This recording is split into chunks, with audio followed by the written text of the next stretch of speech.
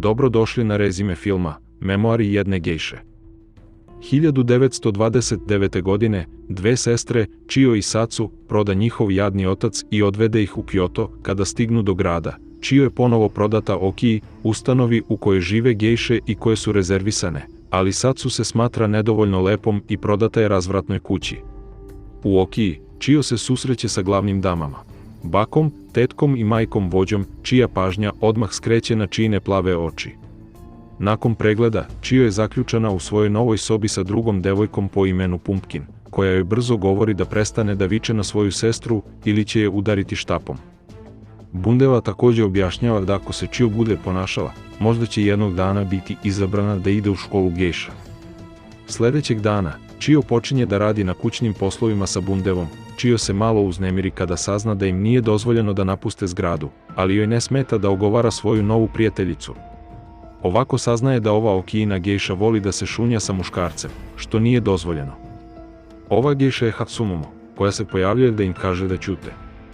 Također primećuje Chioine oči i govori joj da se kloni njene sobe jer smrdi. Kasnije, Chio saznaje da majka podnosi Hatsumomo samo zato što ona donosi dobar novac, zahvaljujući njoj Chio se hrani. Međutim, kimona koje nosi i dalje nisu njeni, izuzetno su skupi i pripadaju Okiji. Chio radi naporno i dobro, navodeći majku da je pošalje u školu gejša sa Bundevom. Ovo je prvi put da napušta kuću otkako je stigla, pa Chio želi da pokuša da traži svoju sestru, ali tikva joj ne dozvoljava jer bi to moglo da ih uvali u nevolje. U školi uči razne veštine koje gejše moraju da znaju za svoju profesiju, poput plesa i domaćinstva. Jednog popodneva Chio dobija naređenje da sredi Hatsumominu sobu, koju je upravo videla kako se u tajnosti bavi jednim dečkom. Pošto naređenje dolazi od kućnih dama, Chio ne može da ga ignoriše, pa kada Hatsumomo nađe da dira svoje stvari, ona se naljuti.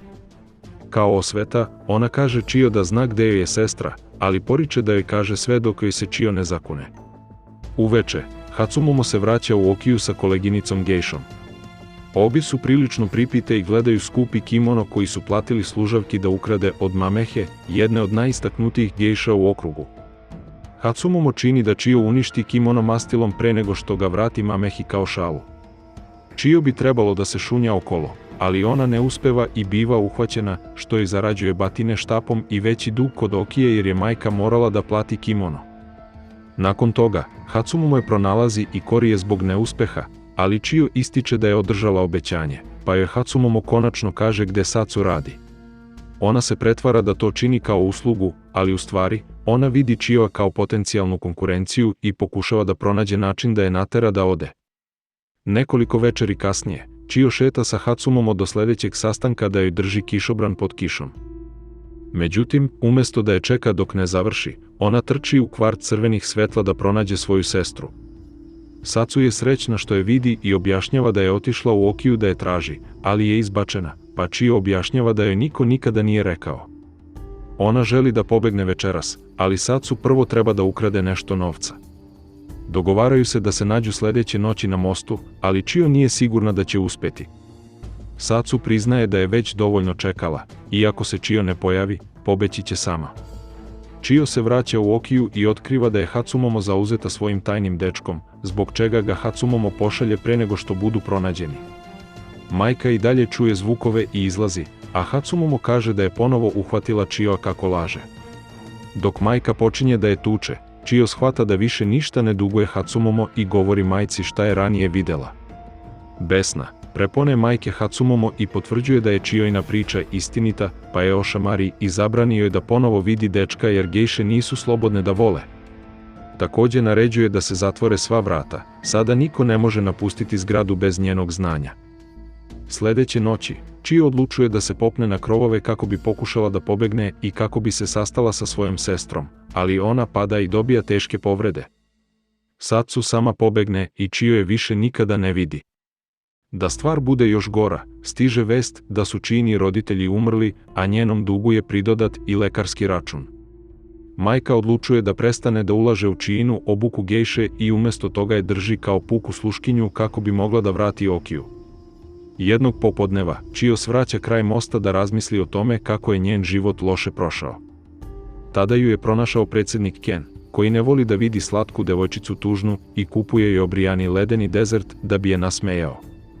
Nakon što se divio njenim očima, Ken joj daje nešto novca u svojoj maramici pre nego što ode, a Chio ne može da ne primeti da mu pravi društvo dve gejše.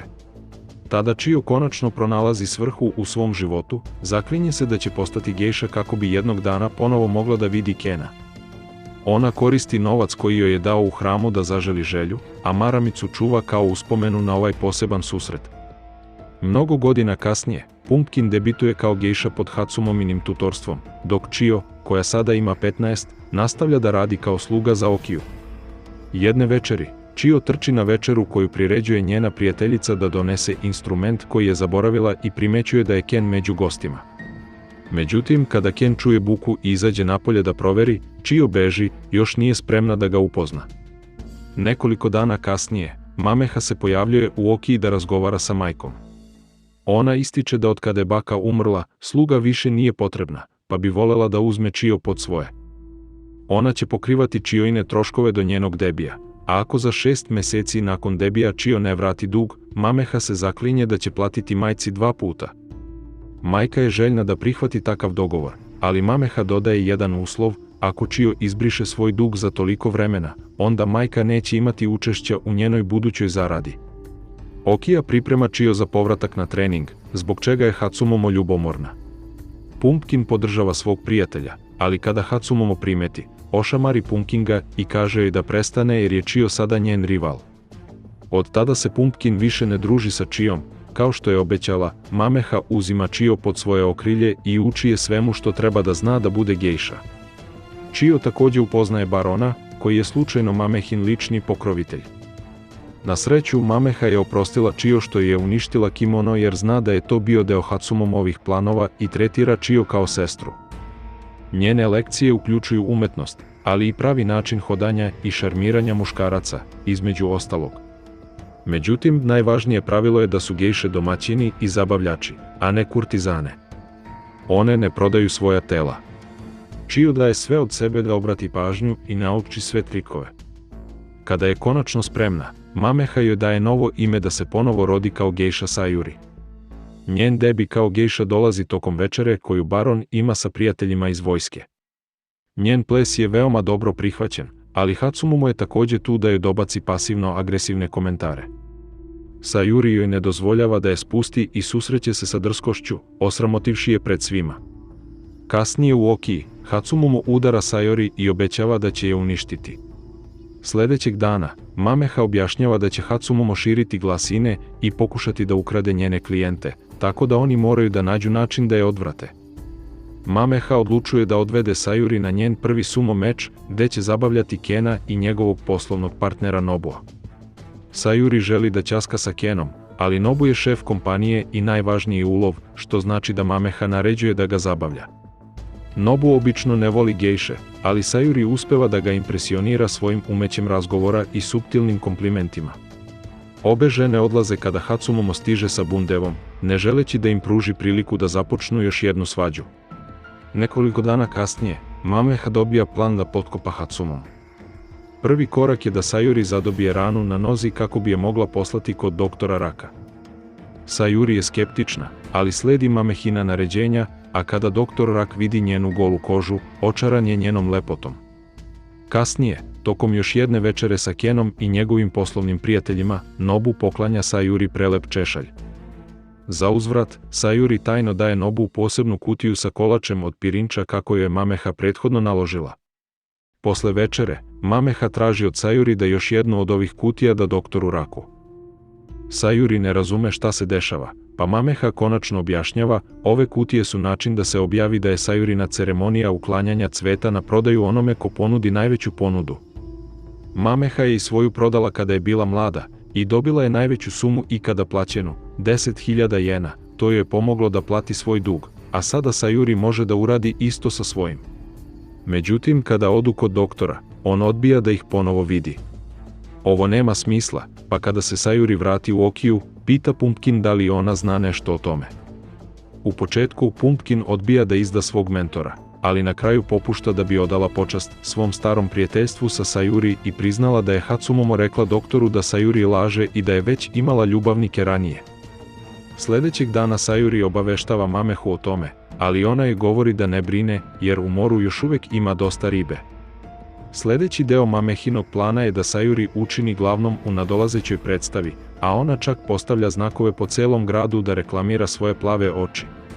Ovo čini Hatsumomo besnim i nikada ne prestaje da zove Sayuri njenim starim imenom. Veče predstave, sve ostale gejše zajedno plešu u divnom nastupu, a zatim je red na Sayuri za solo prezentaciju. Njen nastup je zadivljujući i donosi ovacije javnosti, uključujući Kena, Nobua i doktora. Sayuri postaje najpopularnija gejša u gradu i uspeva da preda kutiju doktoru Raku nakon što ga je ubedio da ne sluša grozne glasine.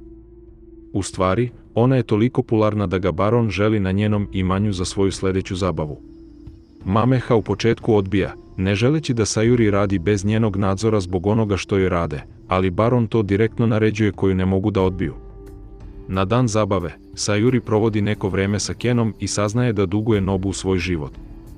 Nakon toga, baron je vodi da vidi njegovu kolekciju kimona, ali ovo je samo izgovor da je odvede sa sobom u zaključanu sobu i vidi je bez odeće.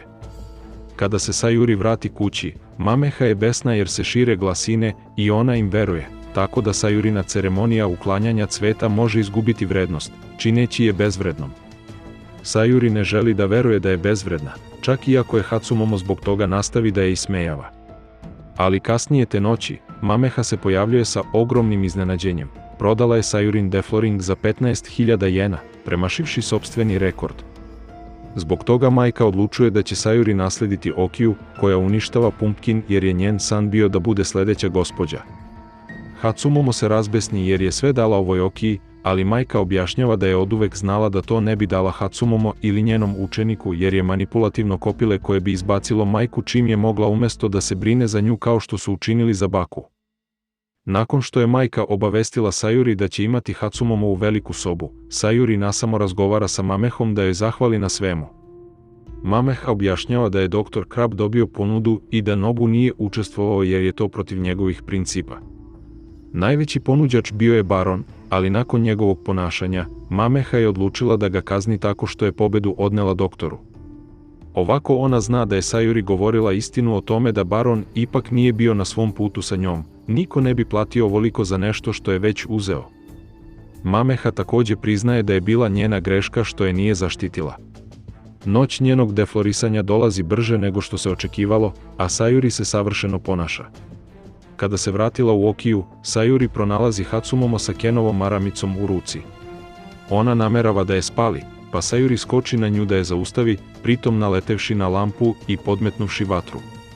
U početku, devojke to ne primećuju jer su previše zauzete borbom, ali kada plamen počne da se širi, Sayuri počinje da plače u pomoć.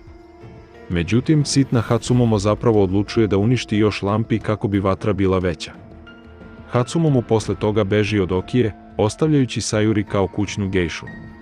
Barem je zgrada spasena, čak i ako izgube mnogo svojih dragocenih kimona u požaru. Ipak, nema mnogo vremena za obnovu, jer se te godine dešava izbijanje Drugog svjetskog rata i grad je upozoren na dolazeće napade. Većina ljudi odlazi u Osaku, ali Ken zna da je to sljedeća meta, pa uz Nobuovo odobrenje i sredstva, premešta gejše u bezbedne prostore. Mameha je poslata u Kameoku kao medicinska sestra, a Sayuri je poslata u brda da radi za tvornicu kimona. Godine prolaze i Sayuri je zaglavljen u rutini teškog rada i loših obroka, dok se zemlja raspadala u stalnim bitkama. Tek kada se rat završi, Nobu dolazi da je vidi sa nekim novostima. Majka i tetka su bezbedno pobegle, ali je baron izgubio posao i sam završio stvari. Ken vredno radi u Osaki, ali nažalost, izgubili su i svoju fabriku. Nobu želi da započne obnovu i uskoro će se sastati sa američkim pukovnikom koji ima moć da im da dobar ugovor. Pokazao je pukovniku sliku Sayuri i želi da je upozna, pa je Nobu zamoli da ponovo postane gejša kako bi im pomogala da dobiju ovaj ugovor. Sayuri ne želi da se vrati toj profesiji, ali ne može da odbije zahtev kada Nobu pomene da bi to usrećilo i Kena. Sayuri se vraća kući samo da bi otkrila da su se stvari mnogo promenile, Amerikanaca ima svuda, a sada svaki ulični šetač sa naslikanim licem sebe naziva gejšom, što pravim gejšama daje lošu reputaciju. Kada posjeti Mamehu, Sayuri otkriva da je rat promenio i nju, umorna je i slomljena srca zbog gubitka barona, prema kome je imala osjećanja. Morala je da proda sva svoja kimona i nakit da bi preživela, a sada radi iznajmljivanje soba. Ali nakon što je Sayuri molila za njenu pomoć, Mameha prihvata da se pridruži njenom sljedećem sastanku noseći jedan kimono koji je zadržala, uspomenu na dan kada je baron prihvatio da postane njen pokrovitelj. Dok je boravila u gradu, Sayuri naleće na Pumpkin, koja je postala amerikanizovana pratnja. Sayuri se izvinjava za ono što se dogodilo pre mnogo godina, priznajući da je Okija trebalo da ode kod nje, ali Tikva je uverava da se više ne ljuti zbog toga i da sada ima mnogo klijenata. Nakon toga, majka ponovo otvara Okiju i pomaže Sayuri da ponovo postane gejša sa nekoliko dodataka koji imaju. Na dan poslovnog sastanka, Sayuri upoznaje pukovnika Derricksa, ali također može ponovo da vidi Kena. Nobu, Ken, Sayuri, Mameha i Pumpkin putuju sa američkim vojnicima na ostrva Amami, gde provode neko vreme u vrelim izvorima. Kada svi počnu da dele priče, Sayuri pokušava da ispriča svoju priču o posebnom trenutku na mostu, ali Ken joj ne dozvoljava da završi. Nakon toga, Derricks pokušava da predloži Sayuri, ali ga ona odbija, objašnjavajući da to nije način gejše. Nobu ih vidi izdaleka, a kasnije se odbrusi na Sayuri jer je zaljubljen u nju i ne želi da je neko drugi ima. Zatim priznaje da mu se žuri da obnovi svoj posao jer želi da postane njen pokrovitelj. Nakon što je Nobu ostavi sa pretnjom da neće biti odbijen, Sayuri odlazi kod Mamehe da se požali na ovu situaciju. Međutim, Mameha je razočarava rekavši da mora prihvatiti jer duguje Nobu svoj život. On se nežno ophodi prema Sayuriju, a to je više od onoga o čemu bilo koja gejša može da sanja. Sayuri ipak ne želi da zaboravi Kena, pa je smislila plan da uplaši Nobu. Ona pronalazi Pumpkin i traži od nje jednostavnu uslugu da dovede Nobu u baštu u 9 uveče na iznenađenje. U to vreme, Sayuri poziva Derricksa u svoju sobu da se zaokupi s njim, tako da će je Nobu, kada ih vidi, smatrati previše prljavom za njegov ukus. Međutim, osoba koju Pumpkin dovodi nije Nobu već Ken, koji odlazi čim primeti šta se dešava. Na Sayurijevu nevolju, Pumpkin priznaje da je ovo njena osveta što joj je ukraden kimono. Ujutro, beznadežna i slomljena srca Sayuri baca maramicu u okean. Posle nekoliko dana, Sayuri se vraća da radi kao gejša u Okiji. Veoma važan klijent želi da ona dođe u čajđinicu jer ima ponudu da bude njen pokrovitelj koji je čeka, pa Sayuri misli da to mora da je Nobu. Međutim, kada stigne tamo, iznenađena je što je umjesto toga pronašla Kena. Ispostavilo se da je Ken oduvek poznavao Sayuru devojčicu sa mosta i on je bio taj koji je poslao Mamehu da je podučava nakon što je video jednu noć kako špijunira Pumpkinovo gostovanje. Ken je oduvek gajio osjećanja prema Sayuri, ali nikada nije rekao ništa iz poštovanja prema Nobu. Sada međutim, Nobu nije zainteresovan za Sayuri više jer je čuo za Derricksa, pa Ken zvanično traži od Sayuri da ga uzme za svog pokrovitelja. Sayuri prihvata i njih dvoje se ljube kao znak novog zajedničkog života. Hvala na gledanju. Za više videa, subscribe.